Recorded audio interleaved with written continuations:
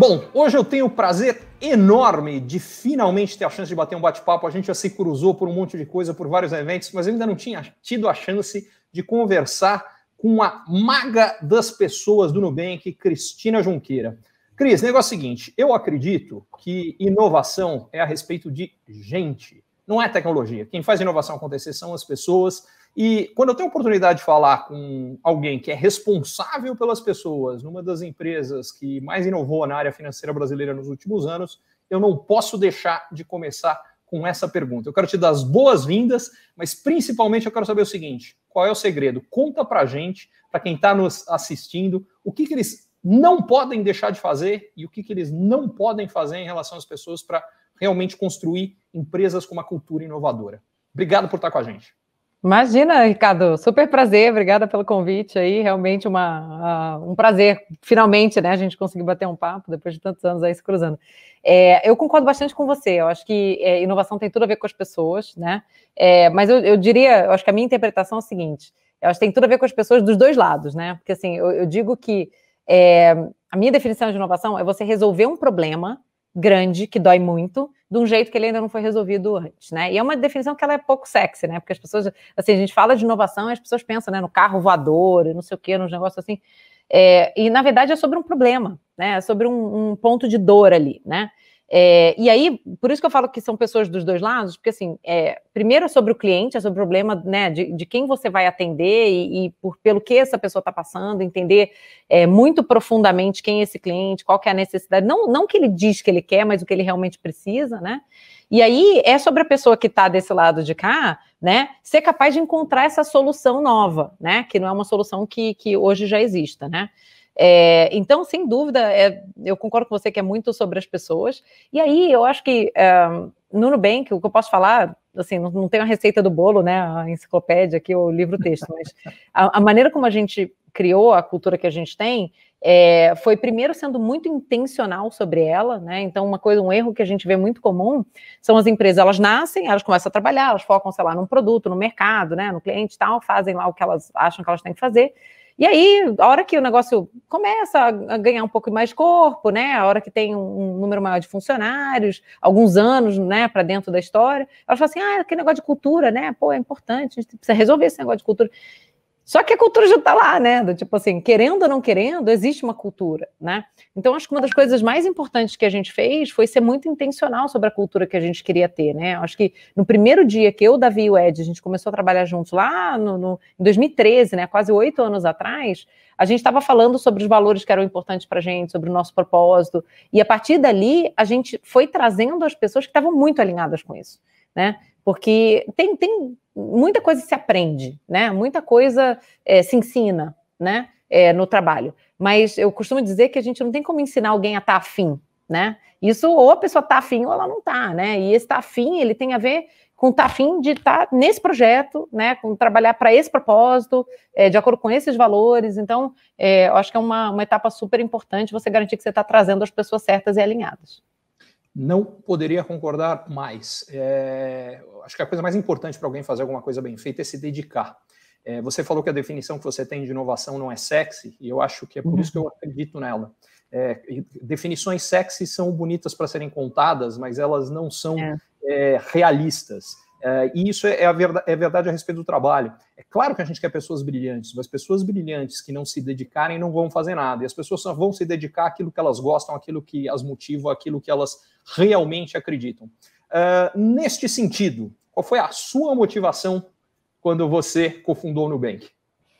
Olha, eu acho que... Eu já falei sobre isso algumas vezes, né? Mas a palavra que eu tenho usado recentemente é revolta.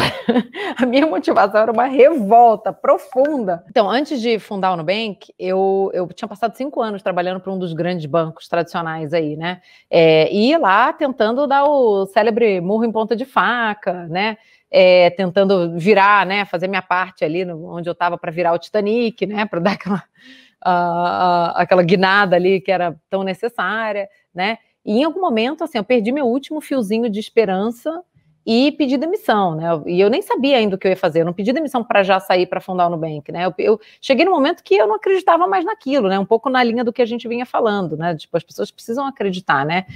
Chegou um momento que eu esgotei todos os meus recursos, toda a minha energia, todo o último fiozinho ali de crença, de esperança que eu tinha de alguma coisa mudar, né? E eu não me conformava com maltratar tanto o cliente, né? Com ter produtos tão ruins. Eu brincava internamente, falava, gente, é o rabo abanando o cachorro, né? Um monte de gente construindo um monte de produto ruim aqui e depois enfiando goela abaixo do cliente. Que tal a gente fazer alguma coisa que o cliente quer, né? Olha que coisa inovadora, né? Que gênia, né? E aí, assim, eu saí do banco, tive um tempo que eu me dei para pensar no que eu queria fazer da vida, né? Eu queria fazer um próximo movimento, não na inércia, mas que realmente tivesse bastante alinhado com o que eu valorizo, né? E que fosse o melhor uso do meu tempo.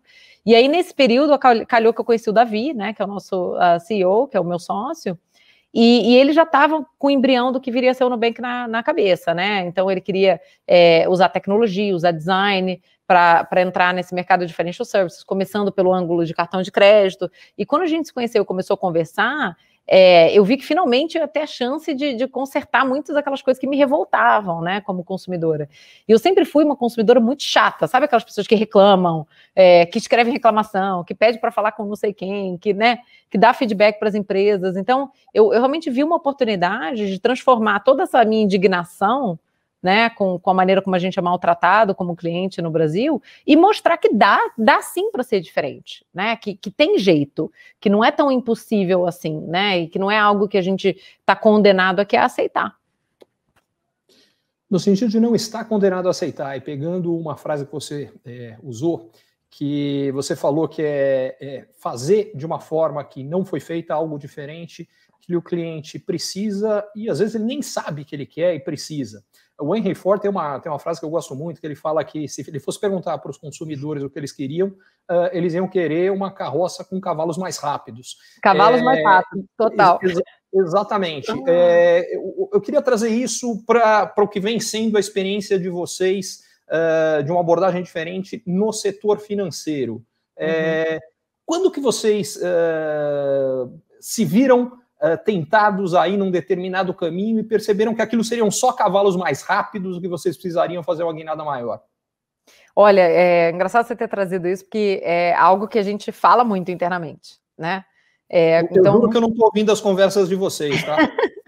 Mas eu acho que é um princípio muito válido, né? E que se aplica muito, mas a gente tem muitas conversas, às vezes, dos times de produto, né? Junto com os times de marketing, né? Que a gente, às vezes, está discutindo alguma direção e tal, e que a gente fala exatamente isso. Fala assim, isso aqui não é o cavalo mais rápido? Isso aqui está com cheiro de cavalo mais rápido, né? E normalmente é um sinal da gente dar um passinho para trás e falar assim, não, peraí, será que a gente está focando aqui na coisa certa, né? No problema certo? E por isso que eu te falo que começa com o problema, né? Não começa com o que o cliente diz que acha que é a solução, né? É só quando você entende de maneira muito profunda o problema que você consegue genuinamente, de novo, encontrar essa solução nova, né? Que ninguém encontrou. Então, assim, inúmeras vezes a gente se depara com esse debate. Você consegue contar um caso concreto onde você fala, olha, a gente estava vendo tal problema, pensando em ir por esse caminho e falou, pô, mas isso aqui na verdade não é disruptivo, é uma pequena, uma melhor, sei lá, uma melhor embalagem, mas não passa muito disso. Eu acho que é um pouquinho diferente. A maior parte das coisas nessa linha a gente não fez, né? Então não viu a luz do dia, a gente parou antes, né? Mas eu acho que uma coisa que eu posso comentar é a própria inception do cartão, né, do roxinho. Quando a gente lançou lá atrás, todo mundo falava... Porque, assim, as pessoas que a gente acaba convivendo são pessoas que... não é o brasileiro médio, né? São pessoas que têm muito acesso, né, a produtos, a serviços financeiros. Então, quando a gente começou a falar sobre um cartão que não ia ter anuidade, não ia ter nenhuma tarifa, né, ia ser todo digital e tal, não sei o quê, mas também não ia ter, por exemplo, um programa de pontos tradicional, né, ponto, milha, não sei o quê, não. As pessoas falam assim, não, mas ninguém vai querer isso, né, mas o que você tem que fazer, se na média o mercado está dando 1 ponto por dólar, você dá 1,5 ponto. Isso, para mim, era total o faster horse, né, o cavalo mais rápido. E no fim, o produto que a gente trouxe, né, assim, foi muito, no começo, muito colocado em segundo plano, porque não tinha esse programa. E aí a gente, cara, sei lá, 32 milhões de clientes depois, né, onde a gente está, acho que a gente mais que provou que tinha, assim, um mercado enorme para um monte de gente que talvez até tivesse acesso a algum programa de pontos, mas que na prática não trazia valor nenhum, né? Que a pessoa não conseguia acumular ponto suficiente para resgatar nenhum tipo de recompensa. E aí, quando chegava, quando a pessoa estava se aproximando, o ponto expirava, ou se ela achava uma promoção, aquilo era tão burocrático que ela também não conseguia fazer. Então, eu acho que esse foi um exemplo de um caminho ali, de um cavalo mais rápido que a gente não foi atrás. Eu queria aprofundar um pouquinho essa experiência da introdução do cartão, porque ele conta o início do... Não haveria o Nubank que é hoje se essa experiência não tivesse sido bem sucedida. E o que eu acho interessante é que, porque me parece, e se eu estiver falando bobagem, por favor, me corrija, eu falo bobagem com muita frequência, mas me parece que vocês têm uma missão de inclusão. Vocês têm um papel importante em pegar gente que não necessariamente estava bancarizado, com acesso a serviços financeiros e incluir.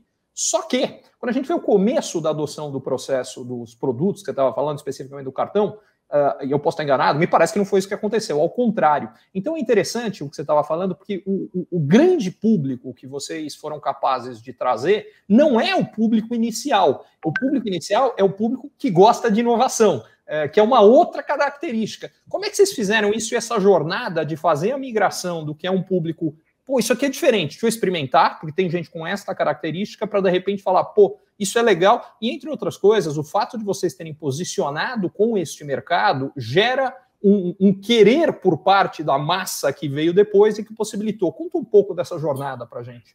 Claro, claro. Bom, você é um grande especialista em inovação aí, você conhece a curva de adoção de tecnologias, né? Então, Sim. assim, a gente sempre começa com em inglês eles chamam de early adopters, né? Que são sei lá, as pessoas que adotam no começo, né, cedo. Então, a gente começou muito nessa curva, né, como você colocou. Eu acho que a afinidade era muito maior para as pessoas que adotam tecnologia mais rápido. Então, assim, as pessoas que tiveram os primeiros 10 mil, 50 mil cartões do Nubank são também as primeiras pessoas que experimentaram o Gmail quando ele foi criado, né? São as primeiras pessoas que usaram os primeiros smartphones quando eles foram criados, né? Que passaram a usar o Google Chrome quando ele foi lançado, quando só tinha o Internet Explorer, né?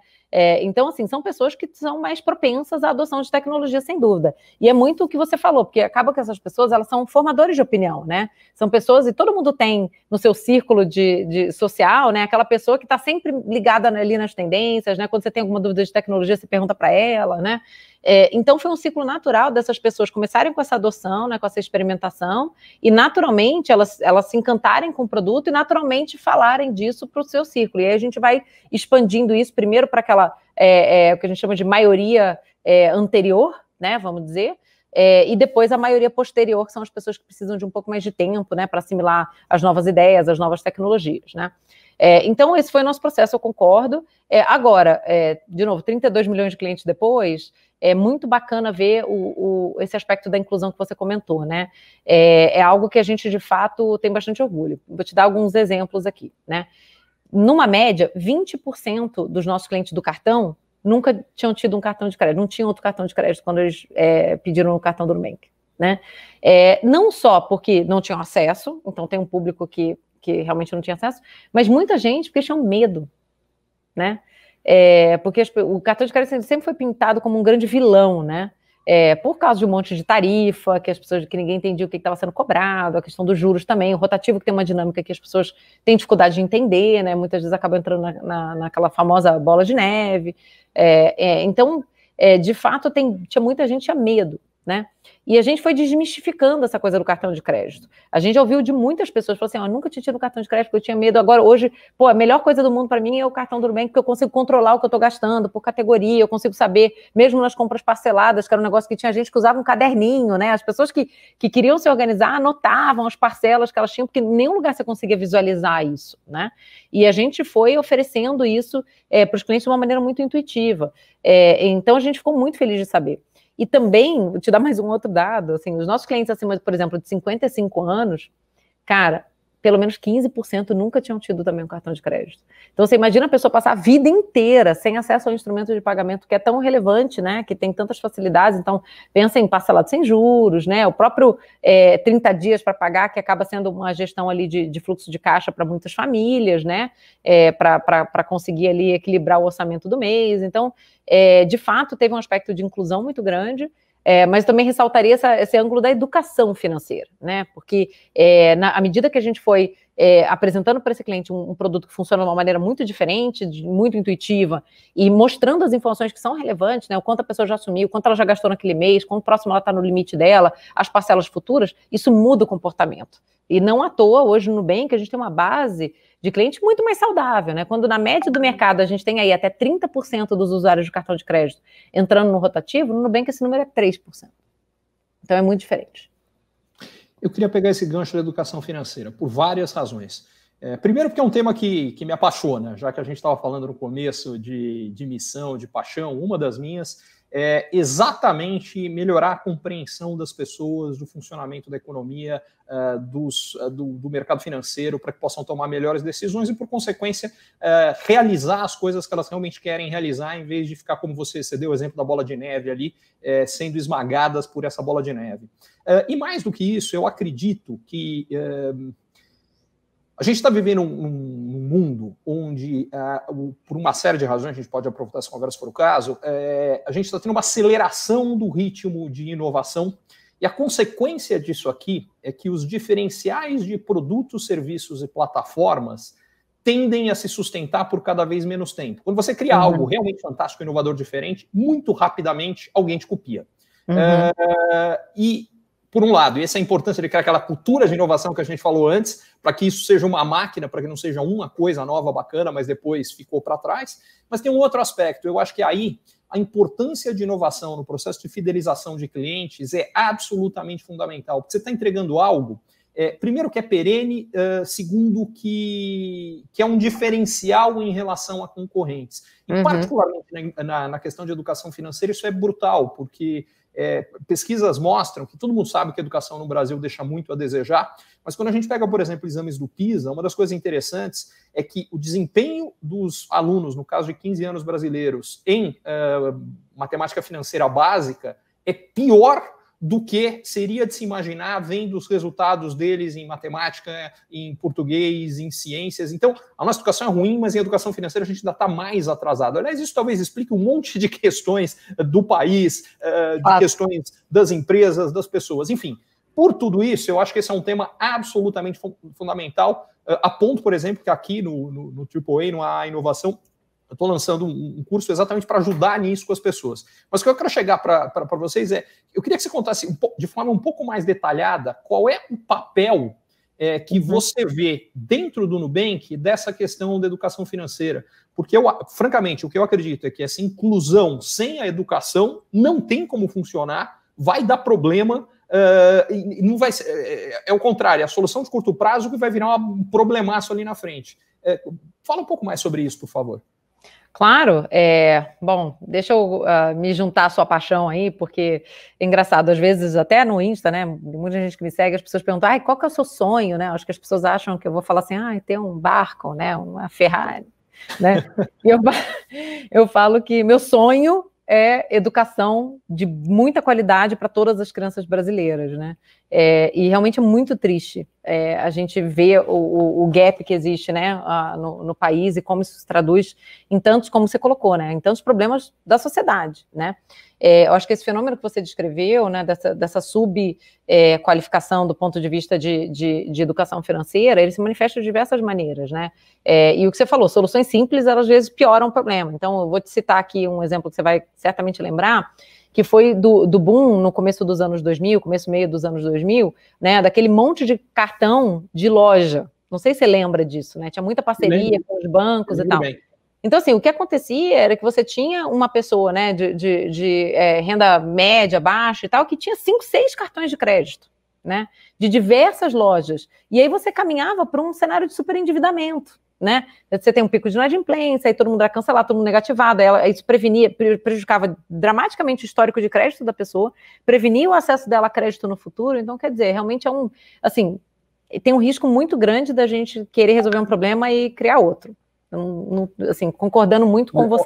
Cris, eu sou mais velho que você, então, na realidade, esse problema começou em 94, que foi quando teve o Plano Real, a queda da inflação, e aí foi quando começou a ter crédito no Brasil. Você tem razão que o pico dele foi início ali dos anos 2000, mas ele começou antes. Mas você era muito criança naquela época, não dá para lembrar disso aqui, mas eu já não era tanto, eu já lembro disso. Justo. Mas assim, falando um pouco sobre como a gente pensa sobre educação financeira, que de novo é um tema, acho que super relevante, acho que tem duas coisas que a gente faz que são muito diferentes, né? O primeiro a gente produz bastante conteúdo, mas a gente produz conteúdo numa linguagem e num formato muito mais consumível, né? Então, assim, é uma loucura, mas 2020, dá um Google depois, cartilha de educação financeira. Gente, jura? Né? Vocês acham que essa altura do campeonato você vai pegar um adulto que nunca teve controle sobre... Aí ele vai falar assim, não, eu quero aprender sobre educação financeira, então deixa eu entrar aqui, deixa eu procurar uma cartilha, eu vou ler aqui uma cartilha. Assim, isso é um troço completamente ultrapassado, sabe? Ainda tem instituições apostando, falando assim, nossa, estou fazendo educação financeira, olha aqui minha versão de cartilha. Assim, é o cúmulo do absurdo, né? Então, assim, hoje a gente produz conteúdo pra caramba nas redes sociais, a gente tem uma plataforma própria com o nosso blog, que tem um alcance enorme, assim, a gente está falando de milhões e milhões e milhões de visitantes únicos por mês, onde a gente fala de tudo, assim, o que é CDI, o que é Selic, não sei o que, assim, coisas, às vezes, básicas, entre aspas, né, até temas muito aplicados. Então, assim, como é que eu faço para gerenciar o meu orçamento, né, como é que eu faço para organizar minha dívida e sair do vermelho? Enfim, tem conteúdos, não só conteúdos escritos, mas muito vídeo, né, então 2021 vai ser um ano que a gente vai investir bastante em produção de vídeo, porque a gente sabe que o consumo dessa mídia também para uma grande parte da população é muito mais digerível, né, mas, de novo, com uma linguagem simples, sem jargão, né, que as pessoas conseguem de fato entender. Então, eu acho que o conteúdo tem um papel, né? Tendo dito isso, eu acho que o nosso grande diferencial é o segundo ponto, que é como a gente faz as coisas, né? Então, assim, te dou aqui o exemplo da história das compras parceladas, né? Antes do Nubank nascer, não tinha nenhum cartão ou banco no Brasil que mostrava para você o seu saldo de compras parceladas futuros. Não tinha. Então, assim, as pessoas não tinham a menor noção de quantas compras elas ainda tinham, de qual era a duração, de novo. Quem era muito, muito, muito organizado, anotava lá no caderninho, mas isso é exceção da exceção, né?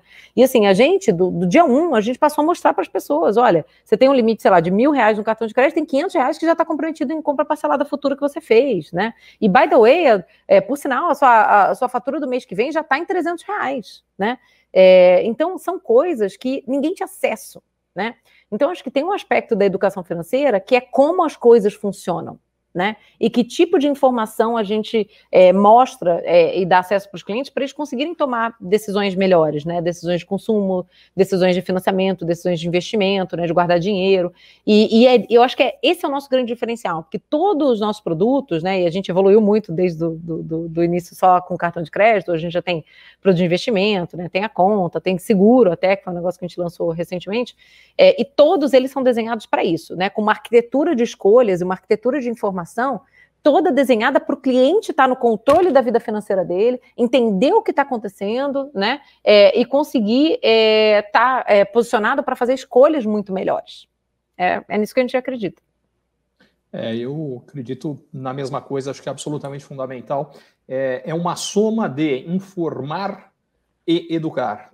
Porque não adianta se você educar, mas o cara não tiver as informações que são subsídios para tomar a decisão correta, não vai dar em nada. Por outro lado, se ele só tiver informação, mas não souber o que fazer com elas, também não vai dar. Acho a mesma coisa. Eu queria aproveitar isso aqui e trazer para uma revolução recente do sistema financeiro brasileiro como um todo, e que eu acho que a médio prazo, não é nem a longo, a médio prazo vai ter implicações gigantes, e que vocês são uma parte importantíssima dessa história, que é o Pix. Queria que você trouxesse essa introdução do Pix sob a ótica de inclusão, que eu acho que é gigante que tem aqui, e o que passa, como é que vocês estão vendo para o Pix exatamente com essa cabeça, com a parte de informação, com a parte de educação financeira. Conta um pouco para a gente. Gente, o Pix, vou te falar, é um negócio que me dá muita satisfação, muito orgulho, sabe, de ter visto, porque eu realmente acredito que 10 anos de agora, sei lá, 2030, a gente vai olhar para trás e vai falar assim, nossa, lembra quando lançou o Pix, né, do tipo assim, como o marco ali, o começo de uma nova fase, assim, dramaticamente diferente do sistema financeiro no Brasil, né? Porque o Pix, eu acho que ele não é só um jeito mais simples, mais fácil, mais barato de você transferir o dinheiro, fazer a TED que você já fazia, né? Ele é isso também. Eu acho que essa é a maneira mais básica e prática que ele está se manifestando agora, e isso já tem muito benefício, né? Porque assim, a quantidade de tarifa que era paga, né? Assim, cheia de banco por aí cobrando R$20 para você fazer um TED, um DOC, um negócio que não custa nada, né? Enfim. Então, assim, tem muito dinheiro para ser economizado nisso, sem dúvida, e dinheiro que volta para a economia, né? Que de novo vira educação, vira comida, né? Vira saúde, vira uma porção de coisas que não só a tarifa para um bancão, né? Então, claro que tem esse aspecto.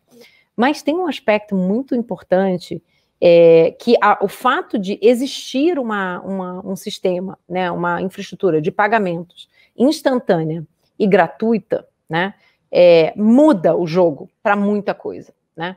Então, vamos falar de pagamentos hoje. Grandes varejistas, hoje, não têm um problema significativo de custo de pagamento, porque eles têm altos volumes, eles já negociaram com todas as credenciadoras ali um custo para aceitar cartão de crédito que é muito baixo, o custo de capital deles para antecipar eventualmente uma compra parcelada é muito baixo, ainda mais com a Selic onde está.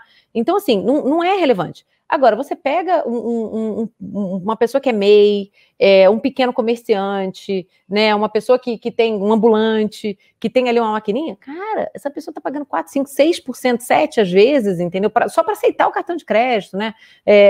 Fora a antecipação do valor, né, que ele só vai receber dali a 30 dias e tal.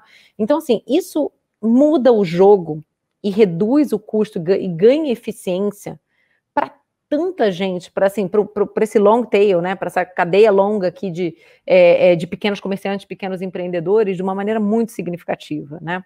E traz muita eficiência para o sistema financeiro. Então, à medida que a gente tem esses pagamentos circulando nessa rede, que a gente crie também soluções, por exemplo, de concessão de crédito também em cima de Pix, né?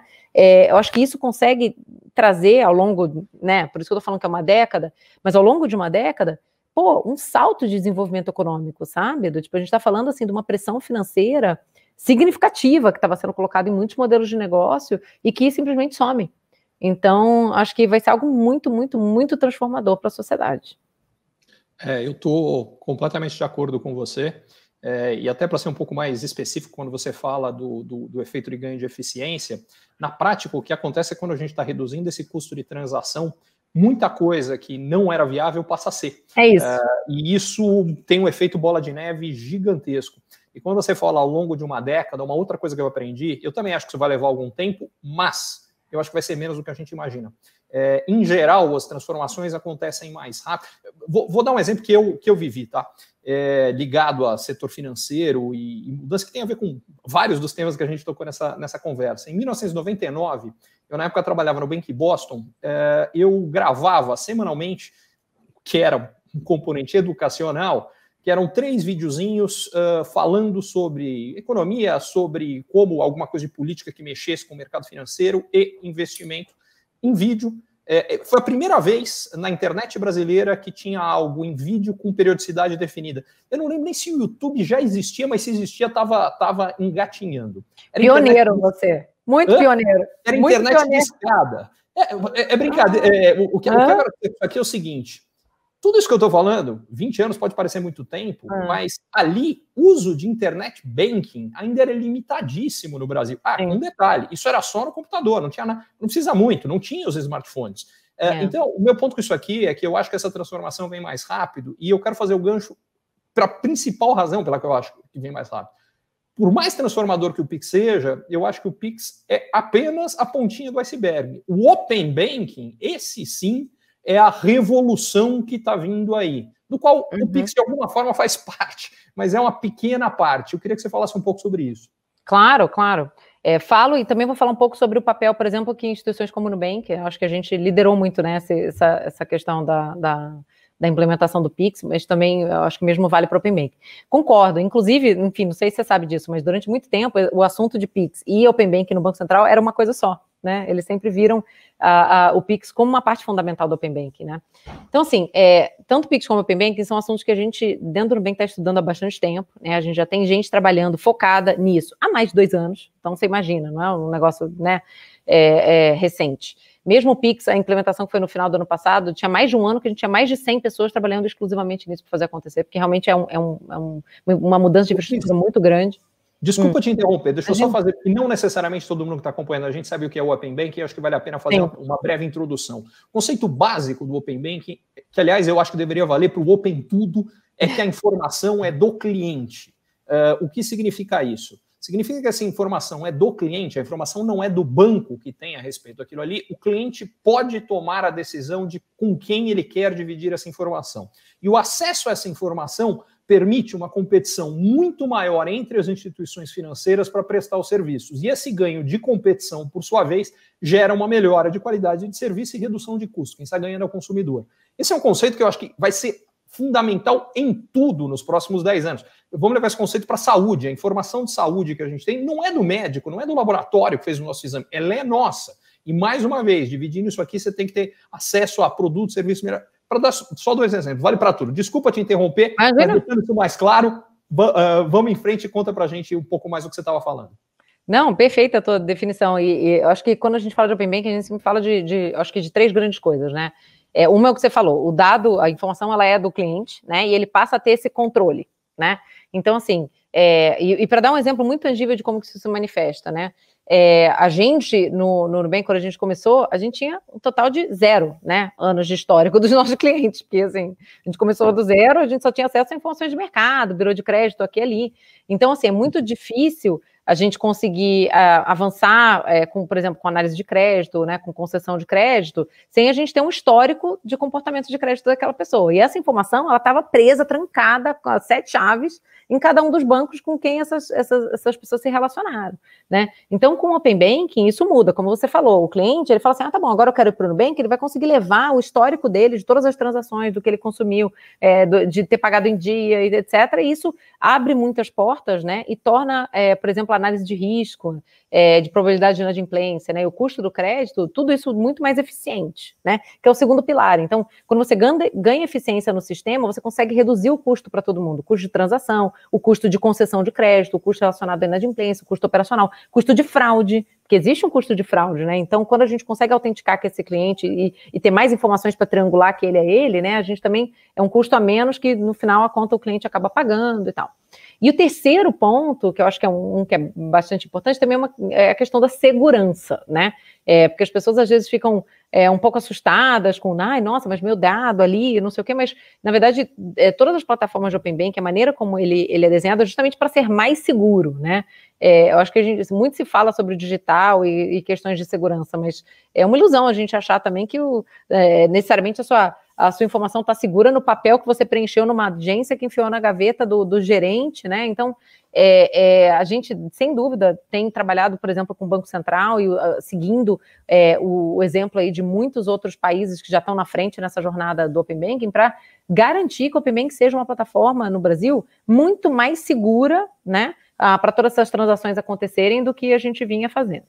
Então, tendo dito isso, é um trabalho muito técnico, né? Porque você imagina a gente convergir aqui padrões de tratamento de dados, né? De bases de dados, de compartilhamento de informação em tempo real, usando APIs. Então, assim, é um trabalho muito complexo, muito profundo, que a gente tem sido tão disponível quanto, né, possível para o regulador, né, para o Banco Central aqui. Então, tem muita coisa que a gente vem colaborando, né, e sendo bastante protagonista na definição da regulamentação que vai regir o Open Banking aqui no Brasil, como a gente fez, by the way, como a gente fez para o Pix, como a gente fez para a questão de segurança cibernética também, que foi um outro marco regulatório que o Banco Central passou uns 2 anos atrás, e que a gente contribuiu muito, né? E o Open Banking não vai ser diferente.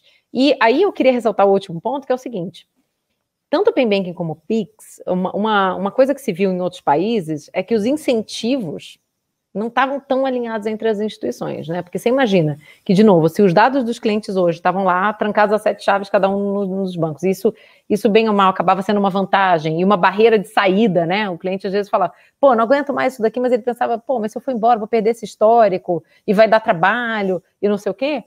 Quando você, com o Open Bank, você reduz dramaticamente essas barreiras de saída. Então, você imagina que nem todo mundo no sistema financeiro está tão animado para o Open Banking que nem eu estou, né? Que nem o Nubank está. Pelo contrário, né? Tem muita gente que não quer que isso aconteça, que não queria que o Pix acontecesse, né?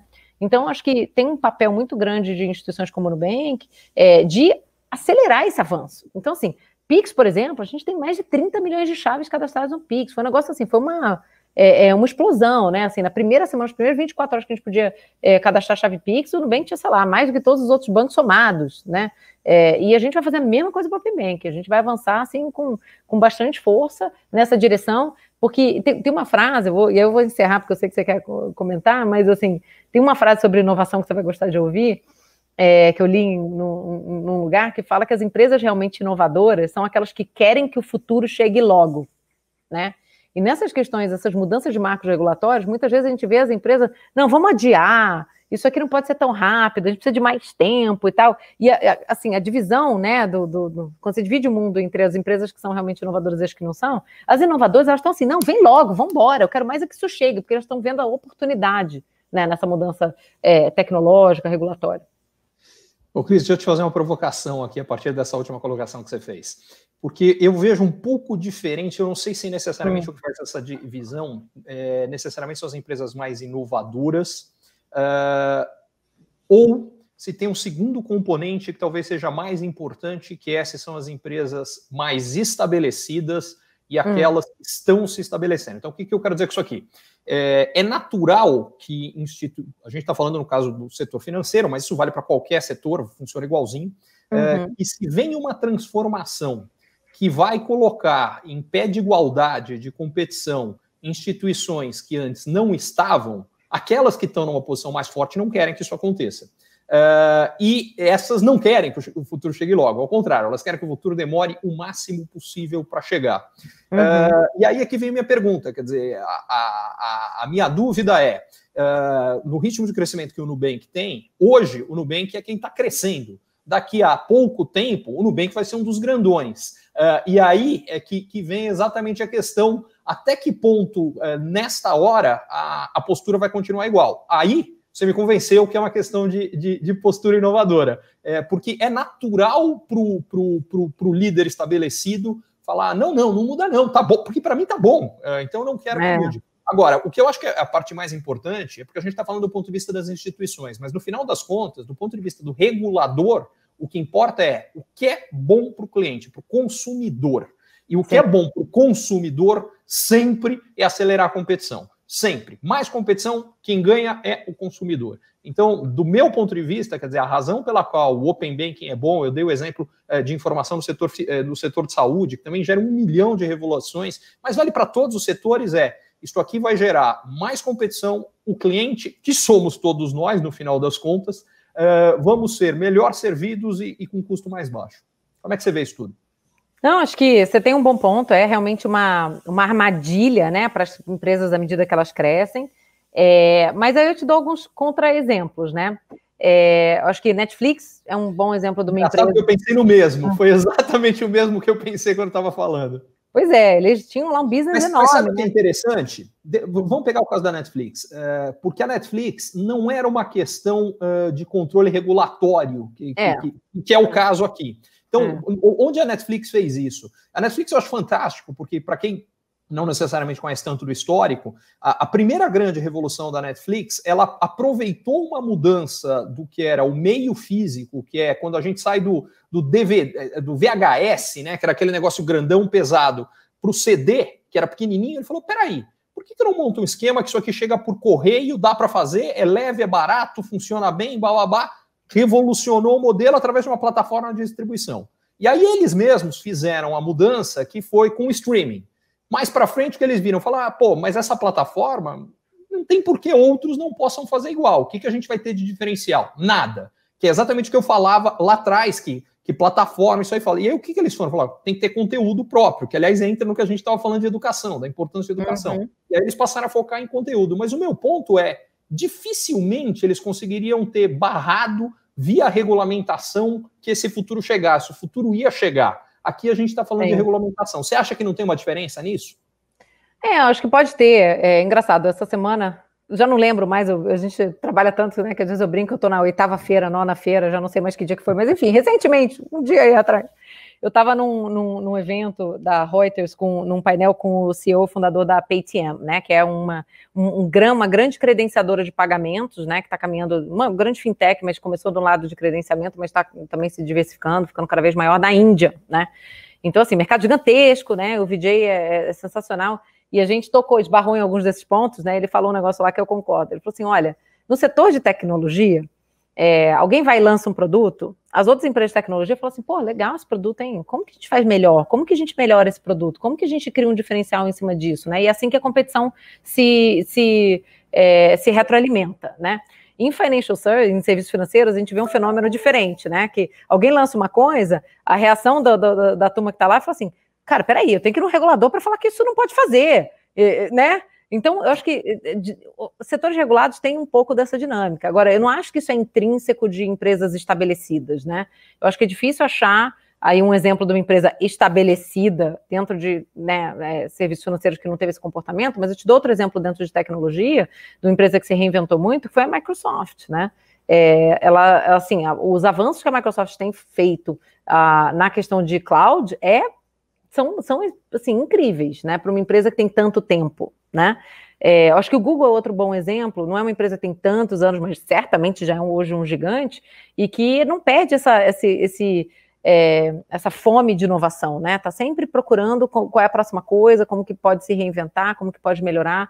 Então, de novo, acho que o setor regulado traz as suas peculiaridades, né, e os seus perigos, mas eu não acho que o crescimento ou a idade, ela condena uma empresa a se comportar de uma maneira que não seja inovadora. Eu acho que o único ponto que eu quis levantar é que é natural do processo de competição intrínseco ao capitalismo que quem está numa posição mais forte tente defender essa posição como possa. Isso não quer dizer que a gente deva aceitar, por exemplo, quando isso está acontecendo às custas do consumidor, que claro. é o caso quando a gente, por exemplo, barra ou torna mais lento a adoção do Open Banking. Mas é natural, para pegar o exemplo que você deu da Microsoft, que é uma empresa que eu admiro para burro, acho que é um caso sensacional. Eu tive a chance de conversar agora há pouco, também aqui na nossa série. Aliás, para quem não viu, não deixe de ver o meu bate-papo com a Tânia Cosentino. E eu até falava com ela, quer dizer, tudo que a gente fala disso de experiência do usuário, facilidade de uso, não fosse o Windows lá atrás, que é o que começou a tornar isso palpável, talvez nada disso fosse realidade. Agora, sim, a própria Microsoft, lá atrás também, usando da posição dominante em determinados mercados, você falou do Internet Explorer, quer dizer, como é que eles mataram? Você falou, mas eu falo, é coisa de ser mais velho, né? É quando o Chrome vem lá e passa por cima do Internet Explorer. Mas antes, como é que o Internet Explorer passou por cima do Mosaic, do que tinha... Do Netscape. Netscape, exatamente. O Mosaic já tinha sido atropelado pela Netscape, é isso mesmo. Basicamente oferecendo dentro do que vinha junto com o Windows. E aí acabou, através da distribuição. A mesma coisa no caso de processador de texto, que antes era o WordPerfect, o Lotus 123, que o Excel matou. Então, o que eu quero dizer com isso? E eles fizeram alguma coisa de errado? Não, eles aproveitaram dentro do que a regulamentação permitia, era absolutamente legal, eles aproveitaram a posição dominante e basicamente trucidaram a capacidade de outros players. Então, o que eu quero dizer com isso aqui é que a gente não pode ser ingênuo também e tem que entender as lógicas e os incentivos e aceitar que isso é assim. E aí entra a importância do regulador tomar as decisões certas, que é, bom, baseado nisso tudo, quem que eu tenho que tomar a decisão que é o benefício de quem? E para mim está claríssimo, sempre a resposta é cliente-consumidor. Se a gente tiver isso, as decisões são justas. E aí, quem se beneficia, quem deixa de se beneficiar, é irrelevante.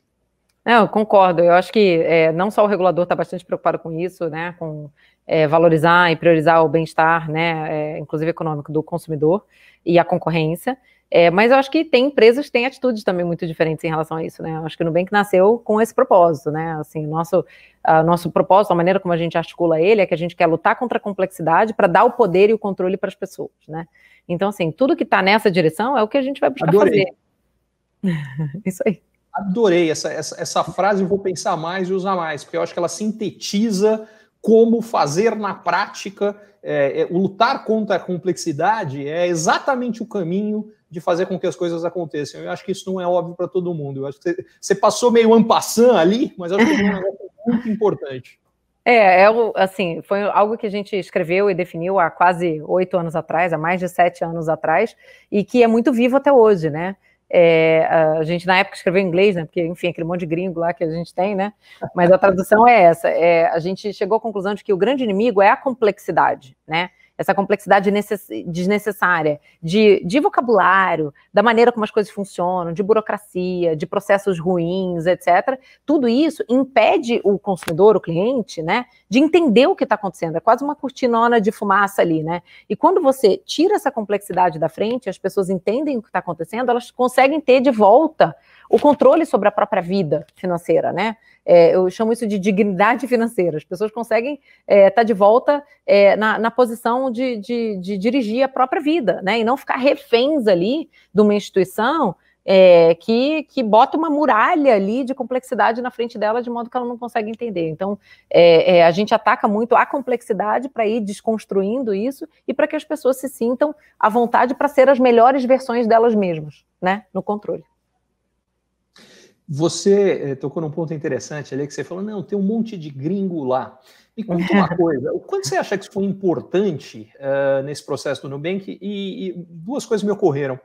Por um lado, o setor financeiro brasileiro é muito desenvolvido porque o passado hiperinflacionário brasileiro exigiu uma agilidade de operações que, quando o dinheiro em um dia perdia 2% de valor, se você não fosse muito eficiente em todas as operações, você geraria caos. E isso gerou um desenvolvimento muito significativo de um monte de coisas no Brasil. Por outro lado, isso encurtou os nossos horizontes e também fez com que um monte de outras coisas, serviços, produtos, que são absolutamente naturais fora do Brasil, estão começando aqui, estão engatinhando, estão chegando ou nem chegaram, e quando chegaram nas 2 últimas décadas, porque antes disso não tinha nada aqui. O que você acha, até que ponto você acha que essa visão do gringo, de todas essas experiências de coisas que, com todas as jabuticabas que tem no Brasil, foi importante para ter um olhar diferente? Olha, bastante, né? Eu acho que no fim a gente se complementa, né? É a essência da diversidade, é você ter pessoas que tiveram experiências diferentes, né, que vivências diferentes e tem contextos de mercado e de situações e de produtos, né, enfim, diferentes, e que quando você junta isso, você consegue ter abordagens complementares e chegar numa solução melhor. Acho que foi, assim, tive muitas discussões muito interessantes e engraçadas, né, tentando explicar o que era parcelado sem juros, né, como que as taxas de juros se comportam no Brasil, né, para crédito a consumidor, que é um negócio que muitas vezes, né, a turma explode a cabeça, a gente brinca, né. Não, se a gente fosse um pouquinho mais para trás, o Brasil tinha uma outra jabuticaba que ainda existe, mas que praticamente morreu, que é aquela história do você paga vários cheques que você deixa com o cara com o cheque para o mês seguinte. Isso aí é um negócio que jabuticaba 100% brasileira, né? Eu tive que falar disso também, porque quando eu expliquei para eles o que era parcelado sem juros, eu falei assim, então, é que antes tinha um negócio chamado cheque pré-datado. Né? E aí o parcelado sem juros surgiu para substituir o cheque pré-datado. Então, enfim, sem dúvida, eu acho que esses olhos e o fato deles falar assim, cara, mas tudo bem, entendo então que você está me falando que é assim, mas por que a gente não faz assado, né? Então, sem dúvida, ajudou. Eu acho que, no fim, é achar um balanço, porque também, claro que muitas vezes a perspectiva externa, ela é um pouco ingênua, né? Você fala assim, bom, a gente não faz assado porque isso aqui não funcionaria por A, B e C, e aí a pessoa não tem esse contexto. Mas eu acho que quando a gente tem conversas com diversas pessoas ali na sala, de novo, com perspectivas muito diferentes, é quando a gente consegue chegar em algo realmente inovador, né?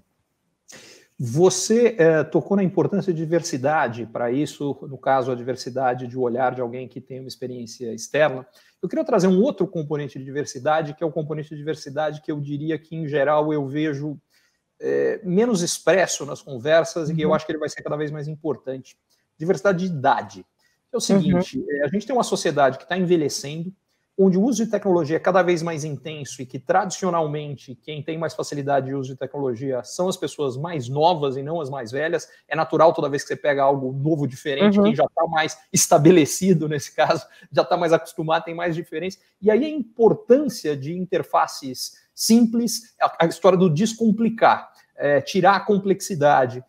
Eu queria que você falasse um pouco sobre isso, porque você comentou, por exemplo, da adoção de cartões por pessoas de mais de 55 anos que nunca tinham tido, e eu acho que essa é uma das inclusões mais importantes que tem que acontecer e que eu não vejo ninguém falando sobre ela. Eu fico maluco com esse negócio, porque é para onde o Brasil e o mundo estão indo. A parcela da população com mais idade é cada vez maior e a gente precisa incluir esse pessoal como mercado consumidor, no exemplo que você está dando, mas também, até para que isso possa acontecer, dentro das nossas equipes. Porque como é que a gente vai entender a dificuldade que alguém de mais idade pode ter com uma determinada plataforma se não tem ninguém na equipe que tenha idade para fazer isso? Como é que vocês estão vendo isso tudo? Não, acho que é um excelente ponto. A gente tem que começar a falar sobre isso, tá? Então, talvez a gente seja pioneiro. Eu concordo com você que é pouco falado. Então, durante a pandemia foi um fenômeno muito interessante que a gente observou. Você sabe que a gente abriu, assim, sei lá, 30 mil contas ou mais por mês de pessoas de mais de 60 anos. Teve uma aceleração enorme na adoção. Porque foi um pouco forçado, né? Eu acho que é o que você falou, acaba sendo menos natural a adoção, né, de novas tecnologias, para quando você vai avançando. Eu estou falando de médias aqui, né? Óbvio que eu lembro que um dos nossos primeiros clientes era um senhor de 70 e tantos anos, agora já deve ter mais de 80, né? Que era avô de um dos nossos engenheiros de software, e que amava o produto e tal. Então, assim, gente, exceção você tem, é tudo, né, um espectro. Mas eu acho interessante porque você falar da história dos early adopters, você tem early adopters também. Tem early adopter de 70 anos. É o perfil da pessoa, sempre foi. Né? Com certeza. A gente, desde o começo, tinha clientes de 60, de 70 anos. Claro que numa proporção menor, né? Mas é muito mais uma questão atitudinal do que uma questão definida por uma demografia, né?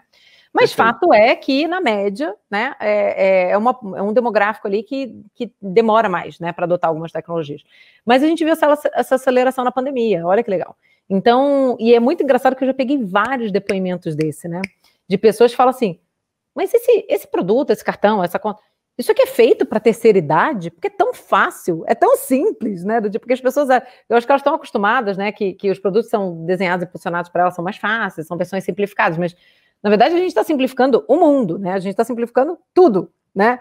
Então, eu acho que é uma reação até natural, né? É engraçado às vezes de contar, mas não inesperado, porque de fato a gente está simplificando. E aí é natural que a pessoa fale assim, poxa, parece que foi feito para mim, né? Porque está tão fácil de eu entender. Então a gente fica muito feliz de ver esse tipo de reação e a gente está trazendo cada vez mais, sim. Mas eu acho que você tocou num ponto importantíssimo de uma das vantagens, tanto da simplificação quanto desse foco num público de mais idade. Simplificar para eles significa simplificar para todos, e simplificação funciona para todo mundo. Tem histórias fantásticas, eu lembro, acho que foi no lançamento do videocassete, no começo, que eles descobriram que quando eles reduziam o número de funções, o videocassete vendia mais, porque ficava mais, as pessoas tinham mais facilidade para usar, entendiam com mais facilidade o que tinha que acontecer. Então, essa questão da simplificação, eu acho que ela é muito importante, e eu acho que esse olhar particularmente com o público com mais idade, que, aliás, eu adorei o que você colocou, que é o fato da demografia não condena ninguém a não ter a facilidade e não conseguir fazer. Só que, em geral, na média, a adoção tende a ser menor. Eu acho que é bacana, porque aí é o outro lado. Eu espero que tenha também gente de mais idade acompanhando a gente aqui. E o que eu diria é, experimenta, bota o pezinho. Talvez no começo seja desconfortável, mas ao contrário, isso é uma das coisas que mantém a gente jovem, mantém a nossa mente jovem, faz bem. Eu tô falando isso até porque eu tô ficando cada vez mais velho também, então eu também tenho esta, aliás, todos, né? Mas enfim, a outra hipótese que tem é bem pior do que essa, né? Enfim, então eu acho que é um ponto importante. Não, sem dúvida. E a outra coisa que eu diria, assim, para não te deixar sem resposta, a gente também está aumentando a proporção de funcionários, tá?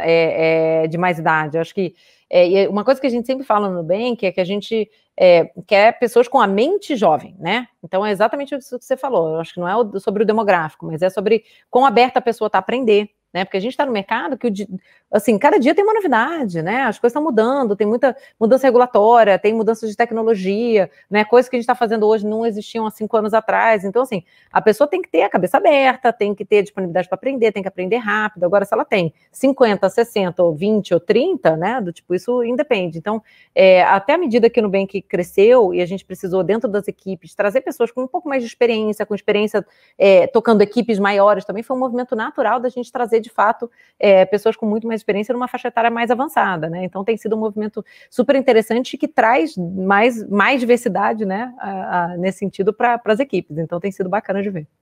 Muito bacana. E eu acho que um dos componentes importantes disso, e nesse sentido, aliás, a gente precisa, a legislação brasileira precisa ser adaptada para essa realidade, é mais flexibilidade em todas as formas de trabalhar, forma de trabalhar, tempo para trabalhar, porque o cara pode ter 75 anos, tem muita coisa para acrescentar, mas ele não quer trabalhar o número de horas que outras pessoas estão trabalhando. E que bom que ele quer trabalhar, e que bom que ele não precise trabalhar 8 horas, 5 dias por semana. A gente precisa ter mais flexibilidade nisso tudo. E aí eu queria até aproveitar um comentário que você fez antes da gente começar a gravar aqui, que de brincadeira você falava que você é a rainha da quarentena, porque já antes da quarentena você já vivia muito essa realidade do home office, do que da transformação digital, disso tudo. Levando isso em consideração da transformação digital, como é que a transformação digital pode ajudar nesse processo para facilitar essa inclusão de gente com mais idade no mercado de trabalho, de formas que sejam confortáveis para todos e que eles possam contribuir? Porque eu acho que tem um outro aspecto disso que para mim é fundamental. Eu não acredito mais no modelo que a gente viveu, que é aquele modelo, você estuda até os pouco menos ou pouco mais de 20 anos, trabalha até os 60 e depois se aposenta. Primeiro, porque não dá para parar de aprender, as coisas estão mudando rápido demais, então você fala, não, agora já estudei, esquece, o que você estudou já foi ultrapassado, se você não estiver continuando a aprender, já era. Ponto número 1. E o segundo, a gente vive mais, com mais qualidade de vida, e esse período que vem depois fica cada vez mais longo, e você trabalhar feito um escravo até uma determinada idade, depois você vira e não faz mais nada, não pode fazer bem para ninguém, a cabeça fica louca, algo mais equilibrado é muito melhor. Como é que você vê isso tudo sob a ótica da transformação digital e da experiência que vocês estão tendo no Nubank? Nossa, Ricardo, acho que você falou muita coisa aí que eu concordo muito, eu falo muito sobre isso até no Insta também. A nossa geração vai viver muito mais, né? Por causa dos avanços da medicina, por causa de muitos cuidados até que a gente já foi tomando ao longo da nossa vida, né? Então, hoje em dia, a imensa maioria das pessoas não fuma, né? Tem um nível mais alto de atividade física, a gente já sabe, do ponto de vista de alimentação, né? Tem mais clareza ali dos vilões e tal. Então, assim, a gente está falando de uma geração que vai chegar muito bem fisicamente, mentalmente, aos 80, 90 anos, né? Então, a gente está falando de ter, sei lá, 60, 70 anos de vida útil, pensante, né? Para que você possa ser útil para a sociedade, né? E quando eu falo sobre isso, eu falo que, nesse contexto, eu não acho que a gente vai ter... E as pessoas me perguntam assim, eu não sei qual é a minha carreira ideal, eu ainda não me achei, Eu falo, gente, mas não existe isso, você vai ter 3, 4 carreiras ao longo da sua vida, eu estou na minha terceira já, sabe? Às vezes, ao mesmo tempo, às vezes é sequencial, eu sou um caso, segundo a minha mulher, eu tenho resposta para tudo, menos quando eu encontro alguém, sei lá, estou no exterior, o cara vira para mim e fala, o que você faz? Aí eu gaguejo, porque eu faço tanta coisa que eu não sei nem como eu começo. Eu posso te ajudar com essa, né? Porque tem 2 perguntas, abrindo um pequeno parênteses aqui, né? Tem 2 perguntas que às vezes meu time faz, ou eu faço para eles e tal, e a gente começa brincando, que é assim, se perguntaram o que você faz, eu falo assim, cara, faz o que precisa. Precisou, tem que fazer. Do tipo, não importa, entendeu? É isso que o nosso time faz. Mas responde para quem? Desculpa te interromper, mas teu ponto é tão importante, porque essa é uma das mudanças de mentalidade que a gente tem que ter. A gente criou, até para a legislação trabalhista, que tem quadro definido com não sei o que, com a função. A gente precisa de gente que resolva problemas. Apareçam, sejam como for. E não que se limita com um negócio que é eu sou isso, eu faço isso, está fora do meu quadrado, eu nem olho. Não já nunca funcionou, mas vai funcionar cada vez menos. Feito a parte, vai em frente.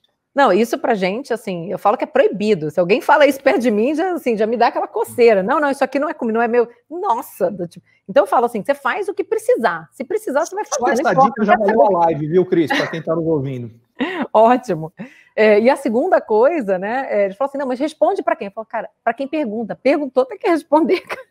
Então, assim, também essa noção, né, de hierarquia, Mas, enfim, tudo isso para dizer que eu acho que essas relações elas estão evoluindo muito e se tornando cada vez mais fluidas, né?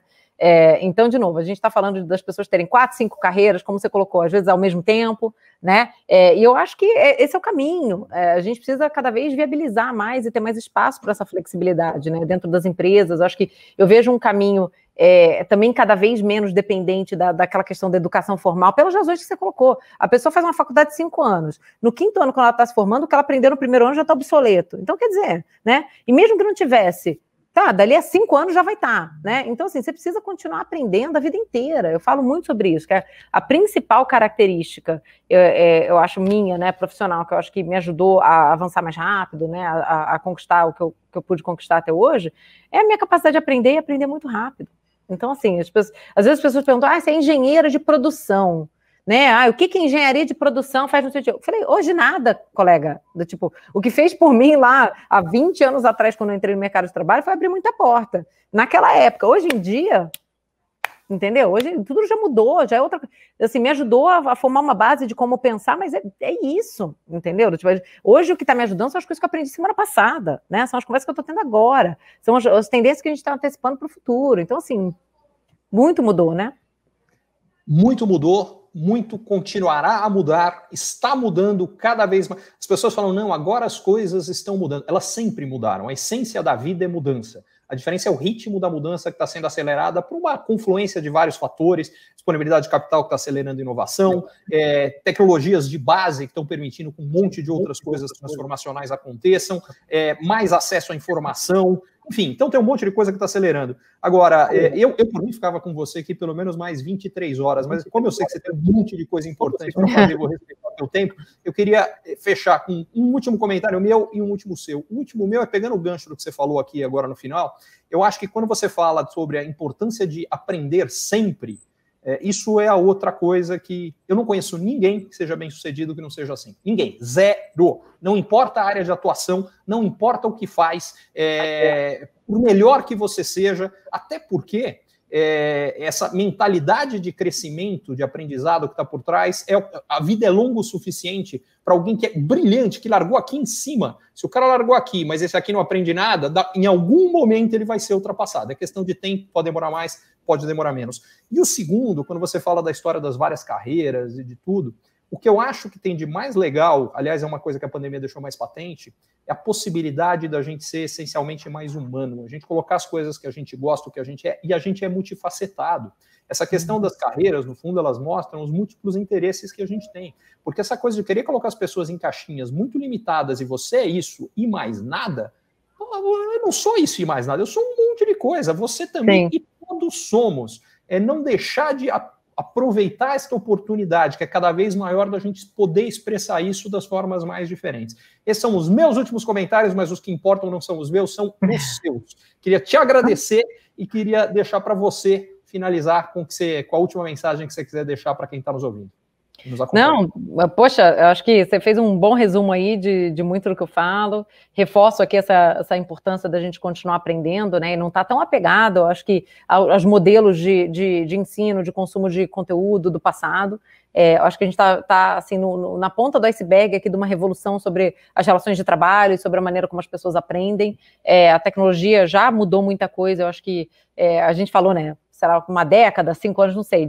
Tem uma frase aí que a gente subestima as mudanças que vão acontecer, acho que nos próximos 5 anos, não, subestima as mudanças que vão acontecer nos próximos 10 anos e superestima as que vão acontecer no curto prazo, né? Então, enfim, sem bola de cristal aqui para a gente cravar a data, mas eu acho que tem uma revolução para acontecer nas relações de trabalho, na questão da formação profissional das pessoas, na maneira como as pessoas pensam nas suas carreiras, né?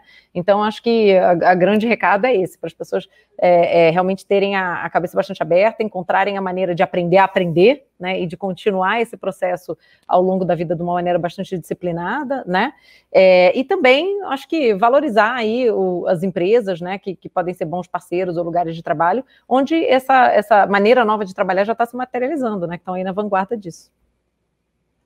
Não poderíamos terminar melhor, faço minhas suas palavras e ficamos por aqui, mas para quem está acompanhando a gente, tem muito conteúdo bom no Summit, eu espero que vocês aproveitem e mandem feedback e é isso, gente. Muito obrigado, Cris. Super obrigado. E que seja a primeira de várias conversas que a gente tenha.